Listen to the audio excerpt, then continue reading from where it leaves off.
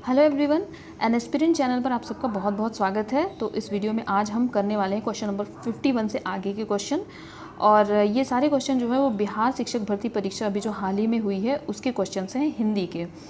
तो question number 51 करने से पहले हम कुछ निर्देश पढ़ेंगे। निम्नलिखित वाक्य में ऐसी हिंदी का प्रयोग कीजिए जो बोलचाल की भाषा है। यानी कि इस वाक्य को पढ़ने के बाद हमें इस ऑप्शंस में से ऐसी हिंदी देखनी है जो हम नॉर्मल बोलचाल में बोलते हैं। तो हमारा वाक्य क्या है? परीक्षाएं सन्निकट हैं। और इसके ऑप्शंस हैं परीक्षाएं दूर हैं, परीक्षाएं पास हैं, परीक्षाएं भविष्य में हैं, उपयुक्त में से एक से अधिक या फिर कोई नहीं। तो देखिए इसका जो करेक्ट ऑप्शन होगा वो ऑप्शन बी हो जाएगा कि परीक्षाएं सन्निकट हैं का मतलब होता है परीक्षाएं पास हैं। फिर उसके बाद अगला क्वेश्चन है हमारा, बरसात में सरिताओं में बाढ़ आ जाती है।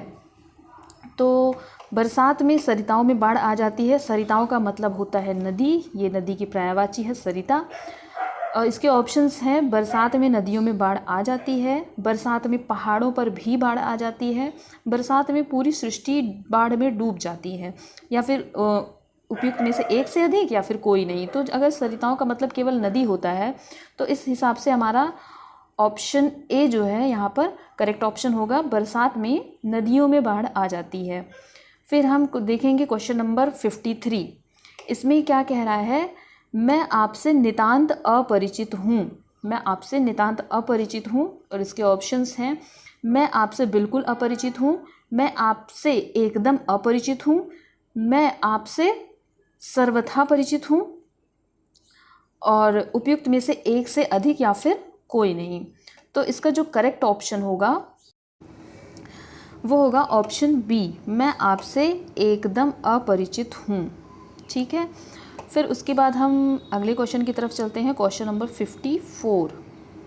क्वेश्चन नंबर 54 क्या कहता है कि दूरदर्शन की अनेक श्रृंखलाएं प्रसिद्ध हैं। तो इसके ऑप्शंस हैं दूरदर्शन के अनेक नाटक प्रसिद्ध हैं, दूरदर्शन के अनेक फिल्में प्रसिद्ध हैं, दूरदर्शन के अनेक धारावाहिक प्रसिद्ध हैं, उपयुक्त में से एक से अधिक या फिर कोई नहीं। तो देखिए इस वाक्य में इन्होंने कहा है कि अनेक श्रृंखलाएं प्रसिद्ध हैं दूरदर्शन की।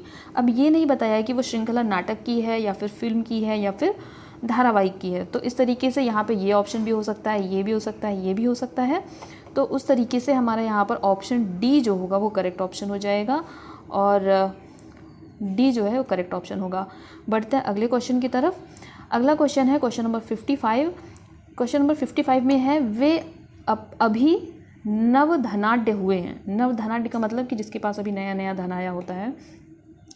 वह अभी धनी हुए हैं, वह अभी नए अमीर हुए हैं, वह अभी नौ दौलतमंद हुए हैं, उपयुक्त में से एक से अधिक या फिर कोई नहीं। तो इसमें जो है जो करेक्ट ऑप्शन होगा हमारा वो होगा ऑप्शन बी, वह अभी नए नए अमीर हुए हैं। क्योंकि हमें ये भी ध्यान देना है कि हमें नॉर्मल बोलचाल की भाषा का यहाँ पे उपयोग करना है। तो वह अभी नए अमीर हुए हैं, ये इसका करेक्ट ऑप्शन हो जाएगा।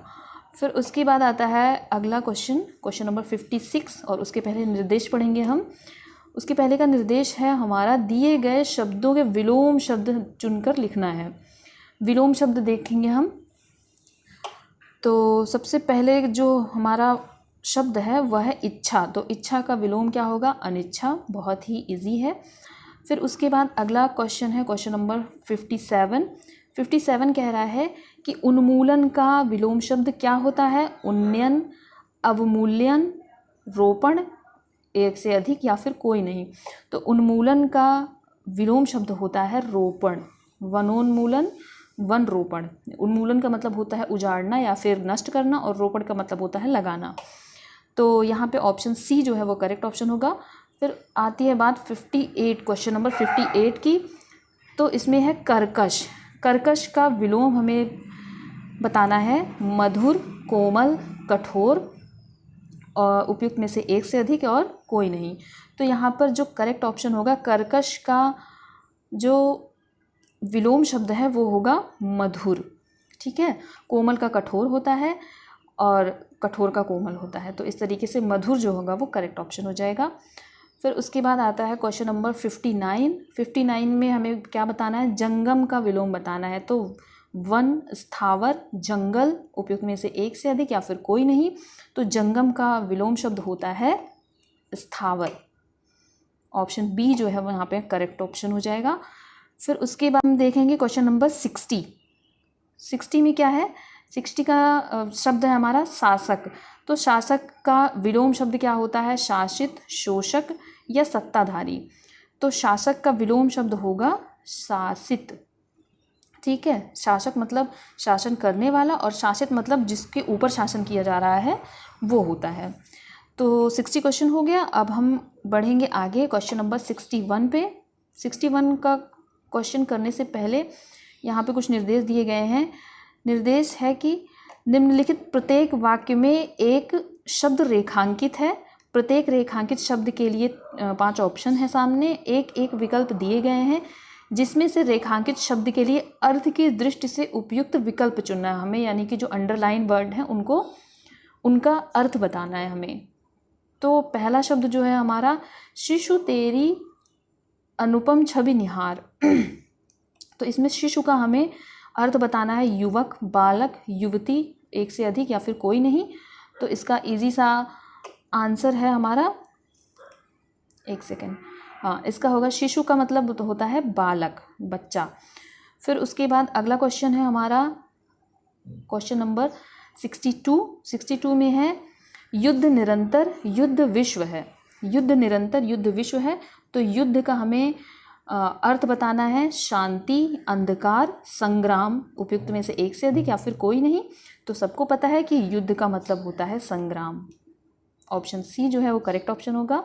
फिर उसके बाद आता है क्वेश्चन नंबर 53 में है कि गुमी हुई आज़ादी की कीमत सबने पहचानी थी। अब इसमें आज़ादी अंडरलाइन है, तो हम देखते हैं स्वाधीन। इसका हमें आज़ादी का मतलब बताना है, स्वाधीनता, गुलाम, गुलामी, एक से अधिक या फिर कोई नहीं। तो आज़ादी का मतलब होता है स्वाधीनता। ऑप्शन ए जो है यहाँ पे करेक्ट ऑप्शन हो जाएगा। फिर उसके बाद आती है बात क्वेश्चन नंबर 64 की। 64 में क्या कह रहा है कि जिसको सुन रिपु के दिल टूटे, जिसको सुन रिपु के दिल टूटे।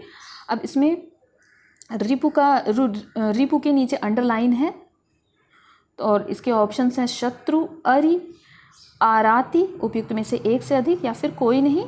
तो यहाँ पर ऑप्शन ए जो है वो करेक्ट ऑप्शन हो जाएगा। रिपु मतलब होता है शत्रु या दुश्मन। ठीक है, ऑप्शन ए करेक्ट ऑप्शन होगा। फिर उसके बाद आती है बात 65 की। 65 में है सोम सुधा बरसाता। इसमें सुधा में अंडरलाइन है। सुधा का मतलब क्या होता है, अमृत, अमृत, पीयूष। तो यहाँ पे अमृत और पीयूष जो है ये सुधा का मतलब सुधा का अर्थ होता है अमृत या पीयूष। एक तरीके से आप कह सकते हैं कि इसके पर्यायवाची भी हैं ये। तो यहाँ पर उपयुक्त में से एक से अधिक जो है वो करेक्ट ऑप्शन होगा। ऑप्शन नंबर डी इसका करेक्ट ऑप्शन होगा। फिर उसके बाद आती है बात अगले क्वेश्चन की। तो अगला क्वेश्चन है हमारा 66 और उसके पहले कुछ निर्देश दिए गए हैं हमें, वो भी देख लेते हैं। निम्नलिखित तत्सम शब्दों के लिए 5 विकल्प दिए गए हैं। इनमें से सर्वाधिक उपयुक्त विकल्प चुनकर उत्तर पत्रक में चिह्नित कीजिए। हमें यहाँ पर तत्सम शब्द दिए हुए हैं, उनका तद्भव देखना है, मतलब तद्भव तत्सम की बात कर रहे हैं यहाँ पे ये। तो पहला जो क्वेश्चन है, पहला नहीं 66 जो क्वेश्चन है उसमें है खग। तो खग का मतलब क्या होता है, खग का मतलब होता है विहग। ऑप्शन ए यहाँ पर करेक्ट ऑप्शन हो जाएगा। विहग मतलब होता है पक्षी। फिर उसके बाद आता है नेक्स्ट क्वेश्चन, एक मिनट, नेक्स्ट क्वेश्चन क्या है, गणेश। गणेश का हमें तत्सम रूप बताना है। गणेश का तत्सम रूप बताना है एक दंत, नंदी, नंदन, उपयुक्त में से एक से अधिक या फिर कोई नहीं। तो यहाँ पर सभी को पता है कि गणेश को हम एक दंत कहकर भी बुलाते हैं। तो यहाँ पर ऑप्शन ए जो है वो करेक्ट ऑप्शन हो जाएगा। फिर अगला क्वेश्चन है हमारा क्वेश्चन नंबर 68।